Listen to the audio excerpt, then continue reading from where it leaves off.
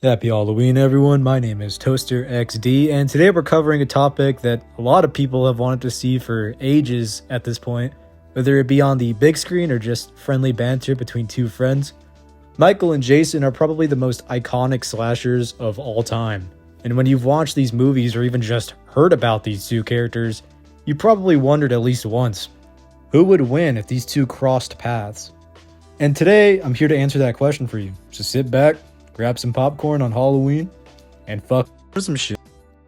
For Michael, we will be using all iterations since it really doesn't change all that much. When we get to Jason, we obviously won't be using Mortal Kombat since it's a bit out of Michael's ballpark and it's really not that fair. In 2009's Halloween 2, Michael is shown lifting an entire car with two people in it. Flipping a car over using just your arms is, frankly, pretty much just impossible for a human. Cars weigh about 2,500 to 4,000 pounds, which is way more than any person can lift or flip on their own. To give you an idea, the force needed to tip a car would involve overcoming its weight and structure, which would require thousands of pounds of force, far beyond what a human can actually generate. Let's assume an average car weighs about 1.5 thousand kilo, or around 3,300 pounds, and that you would need to lift one side of the car about a foot and a half to flip it. You would need approximately 7,358 joules of energy just to lift one side of the car enough to flip it over. Keep in mind, this is a simplified calc, and actually values could vary based on the car's weight distribution and the actual mechanics involved, without taking into account the two humans that are inside the car when Michael flips it. Michael Myers is also able to pierce the skull of a doctor using his finger. Piercing a human skull with just your finger is not feasible.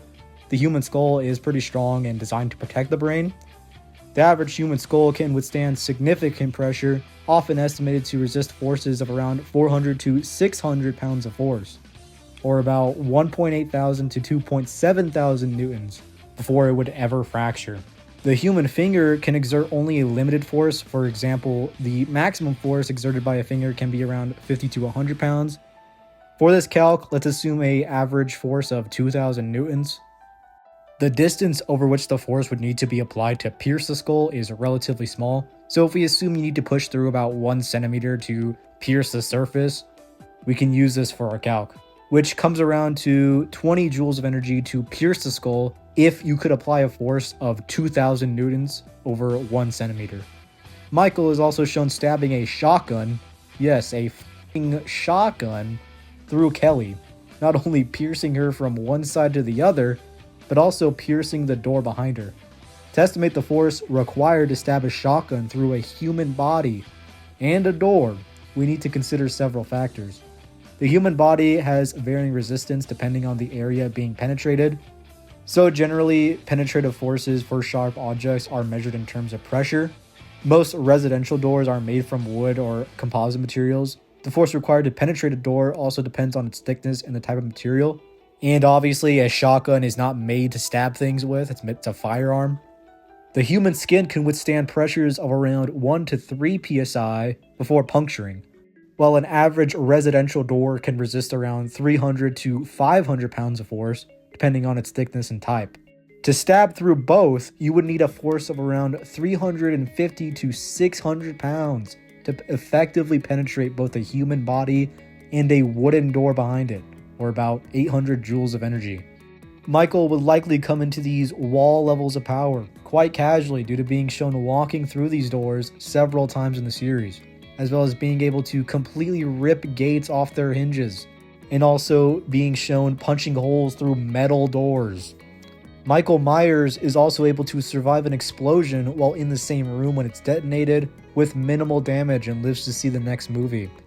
In the comic Halloween 2, The Blackest Eyes, there's an incident involving a basement generator that explodes. Michael is right at the heart of the blast, but we don't get to see how it impacts him.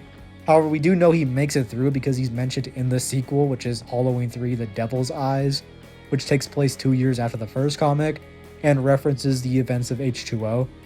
All in all, at the absolute highest, he would come out to around small building level, while also being wall level casually.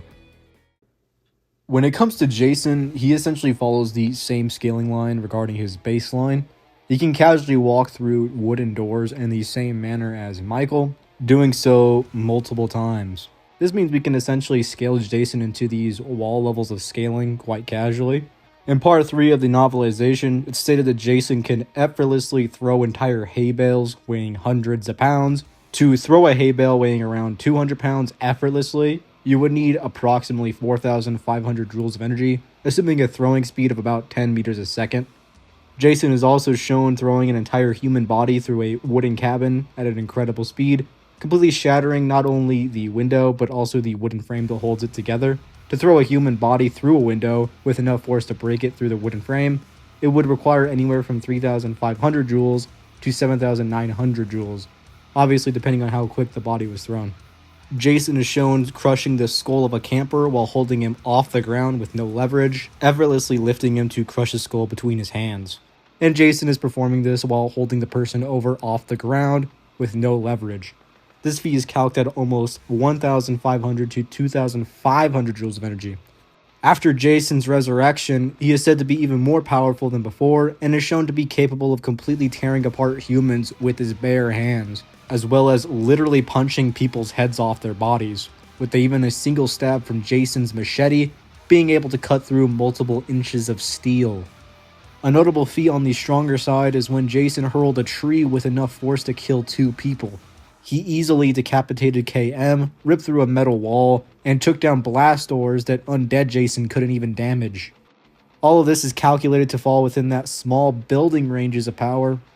Jason was also able to shake the entirety of a space station by simply punching a clone of undead Jason, which is calculated to be above building level. He was able to fight, kill, and absorb Jason X, who is superior to Uber Jason, capable of withstanding a point-blank nuclear explosion. All in all, Jason easily reaches these city ranges of power. For speed, Michael was able to dodge bullets, almost appearing to vanish from sight completely as he evaded them after they were fired. Jason is on a comparable level of speed, as he was shown speed blitzing before his opponents could even react, as well as outrunning literal bullets from a helicopter. He has perception blitzed multiple people several times throughout the movies, and has gotten even faster after absorbing Jason X. For the most part, Michael and Jason are shown being on a relative level of speed, meaning there's no reason to think that one would blitz the other or it's completely one-sided in that department. However, Jason has shown the more brute force strength and outscales Michael many times over. Michael has survived a simple explosion, while Jason has survived a nuke at point-blank range, etc. The novelization of Part 2 notes that Jason always had a healing factor, never suffered from broken bones, and regenerated after crawling out of Crystal Lake following his drowning. As of now, Michael doesn't have a healing factor, but seems to have like crazy resilience and durability, although both can indeed be incapacitated, and in Michael's case even killed, as shown in Halloween Ends. Meaning this fight probably goes in favor of Jason Voorhees. If you enjoyed this video, be sure to like and subscribe. If you want to see more movie characters being put up against each other, be sure to drop down who you want to see in the comments below. Bye.